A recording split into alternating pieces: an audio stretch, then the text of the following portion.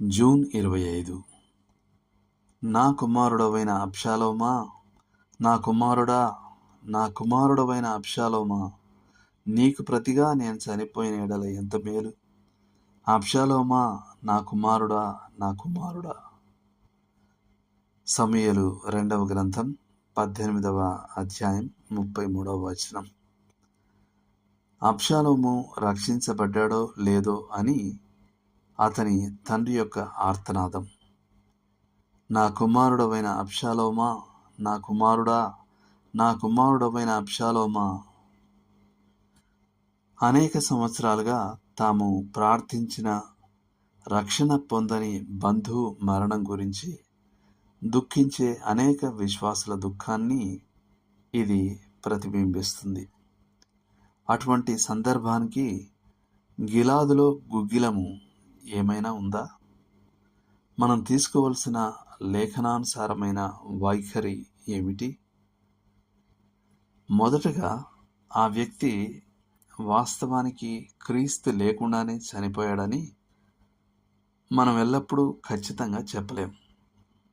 ఒక వ్యక్తి గుర్రంపై నుండి పడి నేల మీద పడే లోపునే కనికరం కోరాడు మరియు కనికరం పొందాడు అని క్రీస్తును నమ్ముకున్న సాక్ష్యం మనం విన్నాం. మరొక వ్యక్తి ఓడగట్టు నుండి జారిపడి నీటిని తాకకముందే మార్పు చెందాడు. ఈ ప్రమాదాలలో ఎవరైనా చనిపోయి ఉంటే అతను విశ్వాసంలో చనిపోయాడని ఎవరికీ తెలిసి ఉండేది కాదు. ఒక వ్యక్తి కోమాలో ఉన్నప్పుడు రక్షించబడటం సాధ్యమేనని మనం నమ్ముతాం. కోమాలో ఉన్న వ్యక్తి తాను మాట్లాడలేకపోయినా గదిలో చెప్పబడుతున్న దానిని తరచుగా వినగలడని, అర్థం చేసుకోగలడని వైద్య అధికారులు చెప్తున్నారు. అతను విని అర్థం చేసుకోగలిగితే విశ్వాసపూర్వకమైన నిర్ణయంతో యేసుక్రీస్తును స్వీకరించలేడా? కానీ మనం అత్యంత దారుణమైన పరిస్థితిని ఊహించుకుందాం. ఆ వ్యక్తి వాస్తవానికి రక్షణ పొందకుండానే చనిపోయాడని అనుకుందాం. అప్పుడు మన వైఖరి ఎలా ఉండాలి? మనం మన స్వంత రక్త సంబంధానికి విరోధంగా దేవుని పక్షాన స్పష్టంగా నిలబడాలి. ఎవరైనా తమ పాపాలలో చనిపోతే అది దేవుని తప్పు కాదు. అపారమైన వెల చెల్లించి ప్రజలు తమ పాపాల నుండి రక్షించబడటానికి దేవుడు ఒక మార్గాన్ని అందించాడు.